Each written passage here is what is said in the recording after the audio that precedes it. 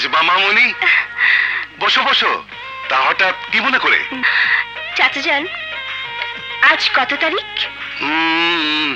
24। দিন? শুক্রবার। আমি যে মাসের শেষ শুক্রবার বেলা 3টায়। ও আমি ভুলে গিয়েছিলাম যে আমার ডাক্তার ভাতিজি মাসের শেষ শুক্রবার বেলা 3টায় আমার জেলখানার চোর গুন্ডাদের সঙ্গে সাক্ষাৎ করতে আসে। শুধু চোর গুন্ডাই নয়, তাদের পাহারাদার আপনাকেও দেখতে আসি। Thank you, thank you. এবার বলুন, আমার বন্ধুরা কেমন আছে? একদম প্রথম শ্রেণীর মতো ভালো। আমার জেলখানায় কেউ কোনো অসুবিধা নেই। হ্যাঁ, তবুও জেল বলে তো কথা।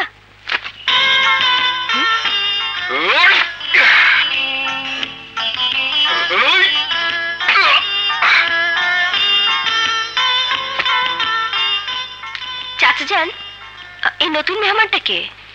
দেখো মেয়ে, তুমি ডাক্তার, মনোবিজ্ঞানী, কয়েদিদের মানসিক অবস্থার উপর রিসার্চ করছো। অনেক কয়েদির সাথে কাছে থেকে কথা বলার আইনগত সুবিধা আমি তোমাকে করে দিয়েছি, কিন্তু ওর কাছে তুমি যাবে না। কিন্তু কেন চাচা যান?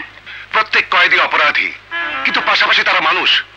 তুমি যার কথা জিজ্ঞেস করছো সে মানুষ নয়, একটা হিংস্র জানোয়ার। ইয়েস, আর এ ধরনের জানোয়ারদের মানুষ করাই আমার কর্তব্য। ওর সাথে তো আমার কথা বলতেই হবে। নাজমা তুমি প্লিজ চাচা যান, অমত করবেন না।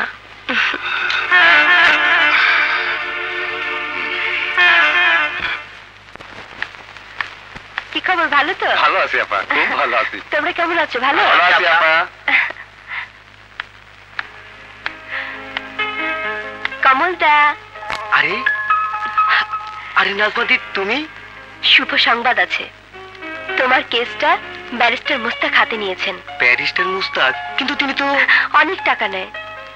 কিন্তু এ নাজমার বেলায় ভিন্ন কথা। আসলে দুনিয়া ভালো মানুষের অভাব নেই। তোমার মামলা লড়তে মুস্তাক সাহেব কোনো ফি নেবেন না। নাজমাদি, তুমি পর হয়ে আমার জন্য যা করছো আমার আপনজনেরা তো করেনি। দেখো কমলদা, তুমি দিদিও বলবে আবার আপন পর নিয়েও কথা বলবে, এটা কিন্তু ঠিক নয়। ইনশাল্লাহ তুমি 7 দিনের মধ্যে ছাড়া পাবে। ভাই বাই।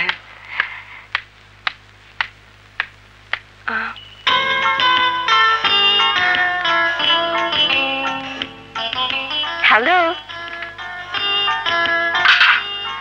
আমি ডাক্তার নাজমা হক, একজন মনোবিজ্ঞানী। এই তোমাদের মানসিকতার উপরই রিসার্চ করছি। এজন্য প্রতি মাসে পারমিশন নিয়ে জেলখানায় আসি, তোমাদের সাথে কথা বলি। শুনেছি তুমি জেলখানাকে পিকনিক স্পট মনে করো। ব্যতিক্রম আনন্দ, তাই না?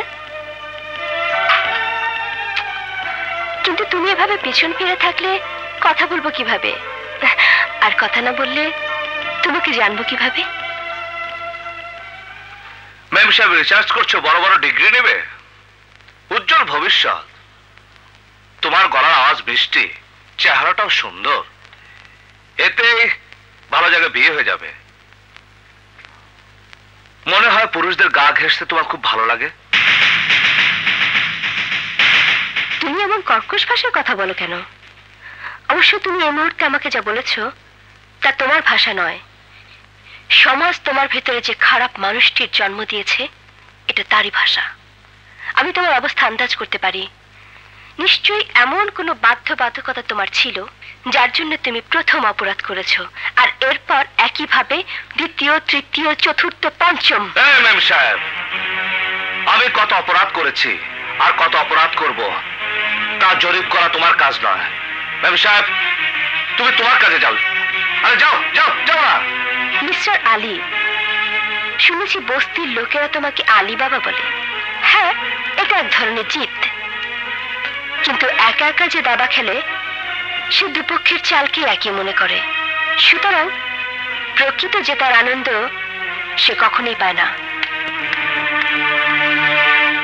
শালা, শালি,